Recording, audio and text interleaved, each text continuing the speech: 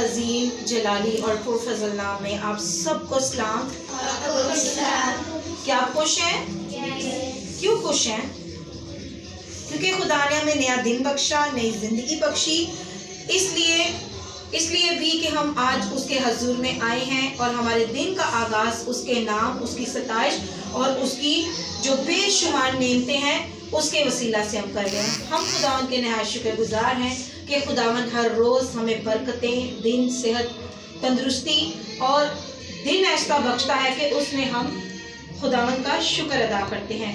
सो मेरे प्यारे बच्चों, हम सब अपने सरों को झुकाएंगे और अपने संडे स्कूल का आगाज़ हम उसके अजीम जलाली और फतामंद नाम से करेंगे। सब सर उसके हजूर में झुकें क्योंकि वो हमदो सताइश और इज़्ज़त के लायक खुदा है। सो हम उसकी ताज़ीम करते हुए, उसकी इज़्ज़त करते हुए, उसके नाम को इज़्ज़त और जलाल देते हुए सब सर झुक जाएंगे। बड़े छोटे सब उसके हजूर में झुकेंगे और उसकी बड़ाई और जय जयकार करेंगे। हम संडे स्कूल के आगाज़ में शुक्रगुजारी की दुआ करेंगे और ये दुआ हम बेटे यशब के साथ मिलकर करेंगे। बाकी सब सर झुकेंगे और उसके ताज़ीम के लिए अपनी आंखों को बंद करेंगे, हाथों को उसके हजूर में जोड़ेंगे और सरों को झुकाएंगे।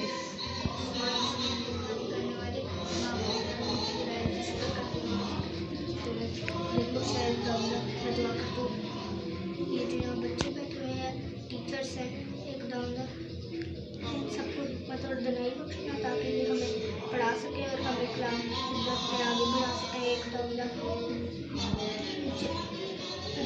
हमें सिखाएं तो हम रूह और सच्चाई से सीखें और कोई डिस्टर्बेंस आज हमें संडे स्कूल में ना हो। एक दाऊदा जो लोग आज चर्च आए हैं उनके लिए खास दुआ करता हूँ कि वो बरकत लेकर जाए और जो लोग जिंदगी नहीं आए यहाँ आने का इरादा रखते हैं तो उनको ला के वो दिल खोल कर तेरी प्रस्तुत करें। एक खुदा अगर वो आज नहीं आते तो उनको तो हर चीज़ में दुआ रहना कि वो तेरे दिल खोल कर प्रस्तुत करे, दुआ करे और बरकतें लेकर जाए। यीशु मसीह के नाम से आमीन। अपने सर को उठाएंगे, आंखों को खोलेंगे, से हालेलुया, जोर से कहेंगे हालेलुया, हालेलुया, हालेलुया। उसके नाम को इज्जत और जलाल देंगे अपने तालियों के वसीला से कि हम कितना उससे प्यार करते हैं, कितना वो हमें प्यार करता है। तो अपनी तालियों से उसे वेलकम करेंगे, जोर से तालियां बजाएंगे। धन्यवाद, इज्जत के लायक खुदा है, वफादार खुदा है। इंसान की वफा खत्म हो जाती है, इंसान कहीं आके रुक जाता है, ठहर जाता है, ब्रेकअप हो जाता है, लेकिन हमारा खुदा कभी हमसे ब्रेकअप नहीं करता, कभी वो हमें छोड़ता नहीं, कभी हमसे जुदा नहीं होता, कभी भी हमें वो मायूस नहीं होने देता। हम इंसान होते हुए इन चीज़ों का शिकार हो जाते हैं, लेकिन हमारा खुदा क्या है? वफादार खुदा है। वो किससे प्यार करता है? खुदा किससे प्यार करता है? हम सबों से। बेशक हमारी राहें टेढ़ी हो जाएं, इधर हो जाएं, लेकिन खुदा हमें उन राहों पर चलने की तौफीक देता है जो अच्छी राहें हैं और हमारी तरबियत करता है। तो तरबियत के लिहाज से हम आज संडे स्कूल में बच्चे जमा हुए हैं। मुझे भी खुदा ने ये शर्त बख्शा कि मैं आपको खुदा के कलाम में से कुछ ना कुछ सिखाऊं। खुदा ने जितनी मुझे हिकमत दी है, जितना अपने जलाल के लिए खर्च करता है, मैं उस अजीम खुदा वाहिद कद्दूस का शुक्र करती हूँ कि खुदा मुझे बच्चों में इस्तेमाल करता है, गैर अक़वाम में इस्तेमाल कर रहा है। और खुदा का शुक्र करती हूँ कि खुदा इसी तरह अपना जलाल मुझ पे कायम और जारी रहे। खुदा के जलाल के बगैर हम कुछ नहीं, खुदा के बगैर हम कुछ नहीं। उसकी लाजवाब मोहब्बत के लिए, मेहरबानियों के लिए मैं धन धन शुक्रगुजारी करती हूँ। सो हम अपनी आगाज़ करेंगे क्लास का और हम एक बच्चों के साथ मिलके गीत गाएंगे। कौन सा गीत गाएं आज? याद है? जैसे मैं मूसा के साथ साथ था, मूसा के साथ साथ था, वैसे भी तेरे भी साथ रहूंगा। हालेलुया। जैसे मैं मूसा के साथ साथ था, वैसे ही तेरे ही साथ रहूंगा। दस्तबरदार ना होगा मैं तुझे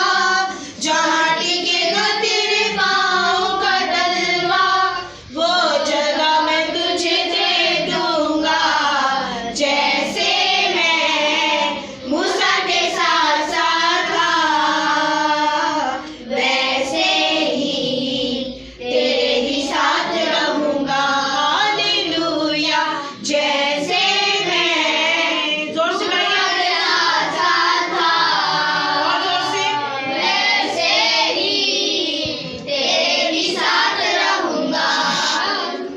हौसला रख मजबूत हो जा, हौसला रख मजबूत हो जा, पेड़ ना हो पता और खौफ खौफ ना खा, हौसला रख मजबूत हो जा, बेदिल ना हो और खौफ ना खा, जिंदगी भर कोई शख्स तेरे साथ, जिंदगी भर कोई शख्स तेरे साथ, देख खड़ा ना कभी रह सकेगा, जैसे मैं मूसा के साथ साथ था, वैसे ही तेरे ही साथ रहूंगा। हालेलुया, जैसे मैं मूसा के साथ था, वैसे ही तेरे भी साथ रहूंगा। तेरे ही साथ रहूंगा। शौक है, सबका दिल करता है कि हम खुदा की बादशाही के बारे में सीखें, सुने और हम उसके बारे में सोचें। तो आसमान पे क्या है? यहोवा पाक खुदा का तख्त है और उसके तख्त के हजूर कौन?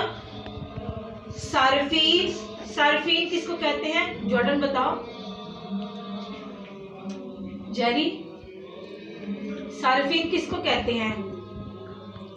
यशब, फरिश्तों को।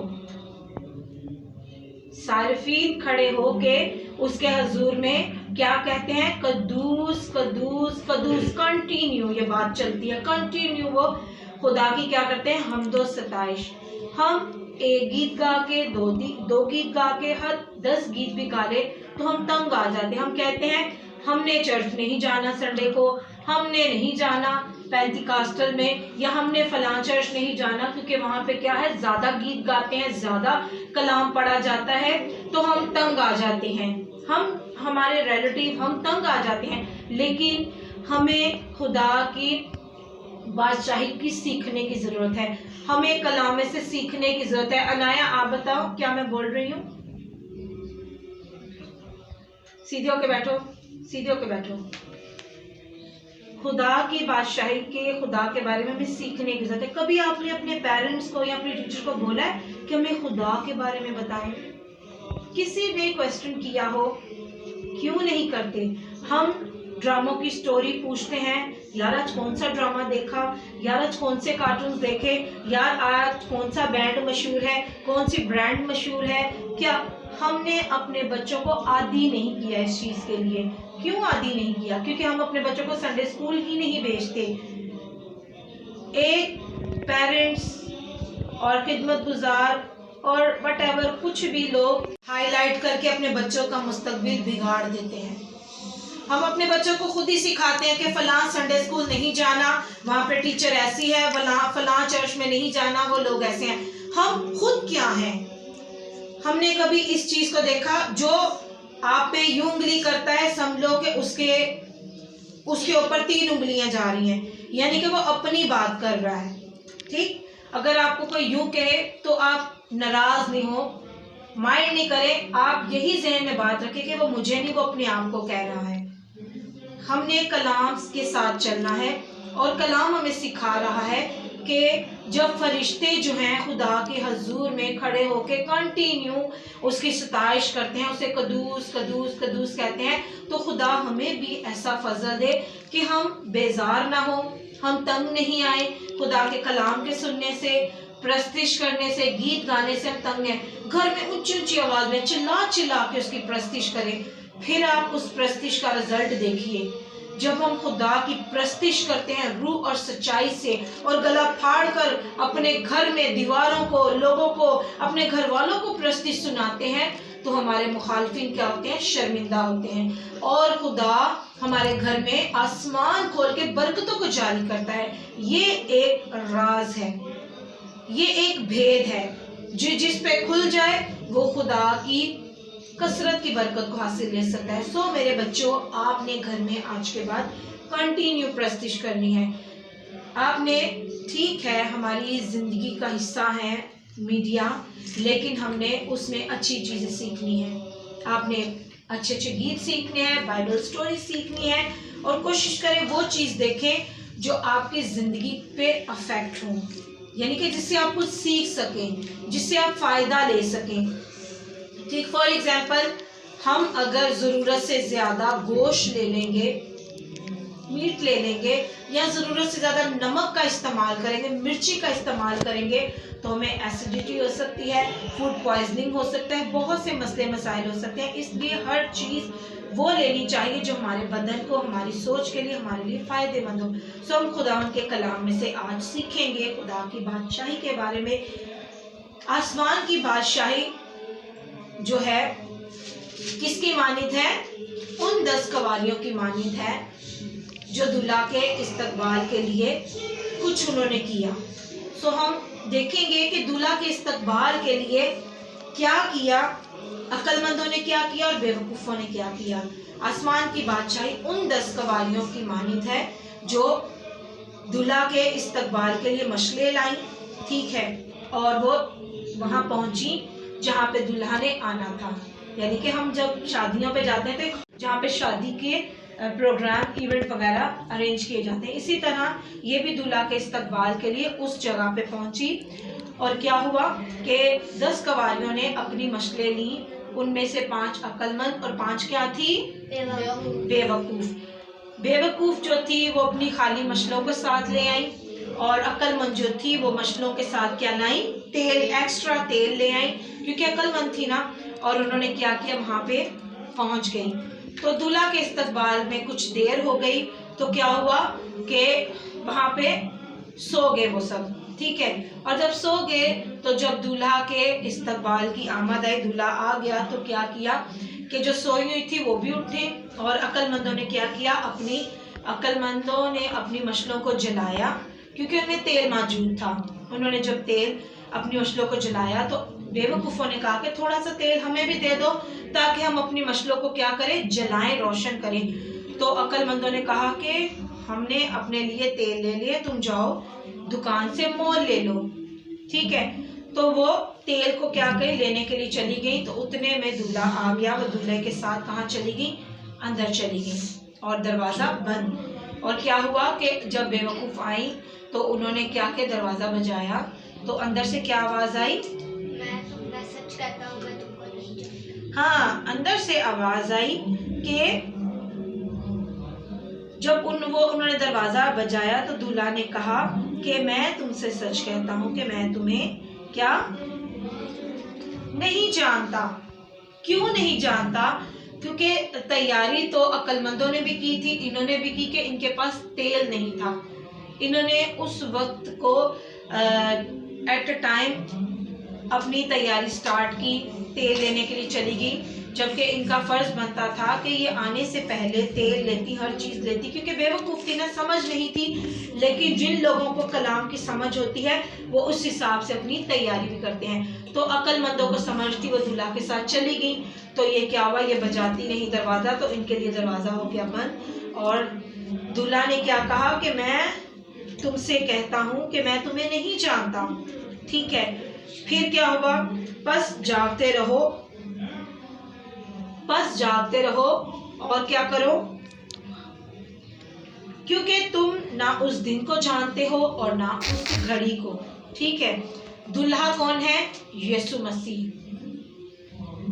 और बेवकूफ़ और अक्लमंद कौन है? वो लोग जो कलाम को समझ के, अक्लमंद वो हैं जो कलाम को समझते हैं, हिकमत को पा लेते हैं, और हिकमत को पा के उसके साथ साथ बड़ी हिकमत के साथ चलते हैं, वो खुदा के साथ कायम रहने वाले लोग हैं। और बेवकूफ़ कौन है? जो कलाम को जान के भी समझ नहीं पाते, कलाम सुनते तो हैं लेकिन कलाम को नहीं जानते, कलाम को रद्द कर देते हैं। तो फिर जो कलाम को रद्द करता है तो खुदा उनको भी रद्द कर देता है, क्योंकि खुदा ने सबसे ज़्यादा अजमत किसको दी है? अपने कलाम को दी है। तो यहाँ पे खुदा की बादशाही में वही दाखिल होंगे जो कलाम पर चलते हैं, कलाम को समझते हैं और जो कलाम की सच्चाइयों पर चल के उसके साथ साथ खुदा के साथ वफादारी के साथ चलते हैं। फिर खुदा कहेगा, जो बेवकूफ़ है, जो कलाम को नहीं जानते, फिर खुदा कहेगा कि मैं तुम्हें नहीं जानता, मैं उस घड़ी, और फिर क्या कहते हैं कि तुम उस घड़ी और उस वक्त को नहीं जानते कि दूल्हा किस वक्त आ जाए, खुदा की बादशाही किस वक्त आ जाए, कोई पता नहीं। लोगों ने वैसे ही गैस किया है कि 2026 में आएगी, जो 2027 में आएगी, या हो सकता है ये क्रिसमस पे आ जाए या ईस्टर पे आ जाए।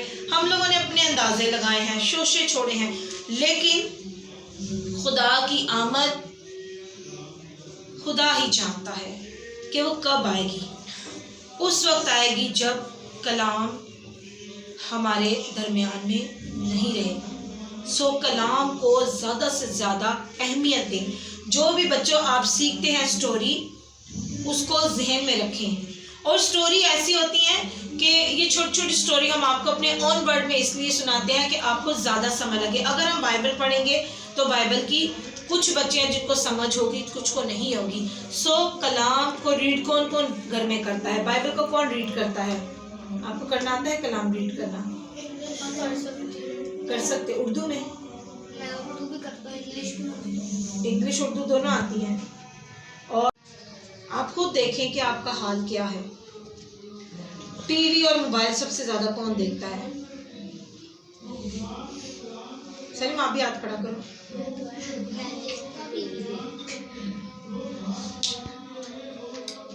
तो देखिए कितनी शर्म की बात है। आपने कभी गैर मजहब के बच्चों को देखा है? हाँ। उनसे आप बोलो कि अपनी सूरतें बताएं, ये नहीं रिकॉर्ड करना। उनको बोलो हमने क्या सीखा, हाथ खड़ा करेंगे। अब इस स्टोरी में हमने क्या सीखा, तमीम बताओ। शाबाश, बताओ क्या सीखा तमीम? हाँ, कुछ भी एक लफ्ज बोल दो। आपने क्या सीखा बेटा? हाँ, कुछ भी बता दो, एक कोई वर्ड बता दो, आपने क्या सीखा? हाँ, शाबाश। अनाया आप बताओ, बताओ। ये वीडियो मैंने आपके पेरेंट्स को भेजनी है सबके। बताओ अनाया, हमने क्या सीखा आज की स्टोरी में? कोई एक वर्ड बता दो। शौरी माँ बताओ। सोचते तो पहले क्या बताओ। ये वीडियो इसकी लाजमी बनाओ। शौरी बताओ क्या सीखा हमने खुदा आज हमने? सलीम आप बताओ। सलीम बताओ कि सलीम बताओ आज क्या सीखा भाई? स्टोरी सीखी है ना हमने, उस स्टोरी में हमने क्या सीखा बताइए सलीम? स्टोरी तो वही थी, लेकिन स्टोरी में लफ्ज थे। मैंने मुंह नहीं हिलाया, कुछ सिखाया। टीचर वाली बात बता दे। नहीं बताओ। ये इसके पापा को दिखाना। बताओ सलीम। बोल गए शौरी माँ बताओ। बताओ शौरी। रुको सोचे तो क्या सीखा है? आप बताओ। इंसान अक्लमंद। हाँ, ये इसकी मम्मा को दिखाना। अक्लमंद और इसकी भी मम्मा को दिखाना। बताओ। और को अच्छे थे बेवकूफ। हाँ, अक्लमंद और बेवकूफ। इसकी मम्मा। हाँ, और ठीक है। और सलीम आप बताओ। खामोश। बताओ सलीम। नहीं, यहाँ पे खड़ी होकर क्या बनाऊंगी। और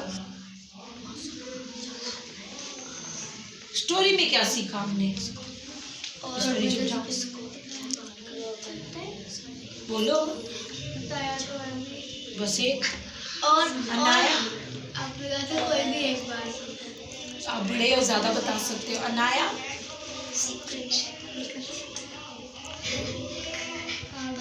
और जब वो लोग तेल लेने गए थे ना, दरवाजा बंद हो गया था।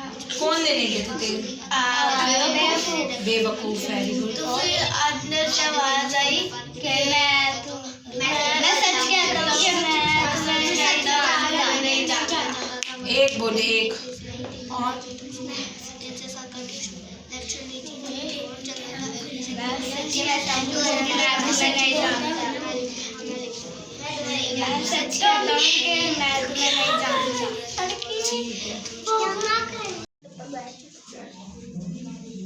बोलो वो स्टोरी में क्या सीखा हमने? अक्लमंद होती है मेरा दूध देगा। वो हमने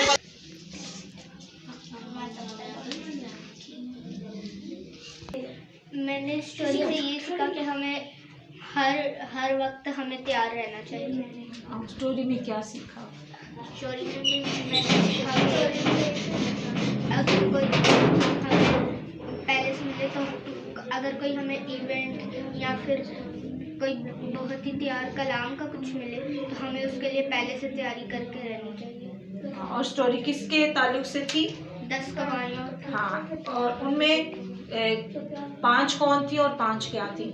5 बेवकूफ़ थी और 5 अक्लमंद कवाल। अच्छा, उन्होंने क्या काम किया? किसके इस्तकबाल के लिए वो आई थी? दूल्हा के लिए। यीशु मसीह। और तेल किनके पास था? तेल अक्लमंद। और जो बेवकूफ थे उनके पास क्या था? एक्स्ट्रा तेल था? कुछ भी नहीं। कुछ भी नहीं था। अच्छा, जब दूल्हा आया तो क्या हुआ? सो गए, क्या हुआ? तो उन्होंने फिर अक्लमंद से थोड़ा सा तेल मांगा तो अक्लमंद ने कहा तुम दुकान से मोल ले आओ। तो जब तक वो अपनी मछलियाँ दुरुस्त करके ला रहे थे तब तक दरवाज़ा बंद हो गया। तो वो खटका रही थी तो दूल्हा ने आगे से आवाज़ दी कि मैं सच कहता हूँ कि मैं तुमको नहीं जानता। वेरी गुड, बैठो।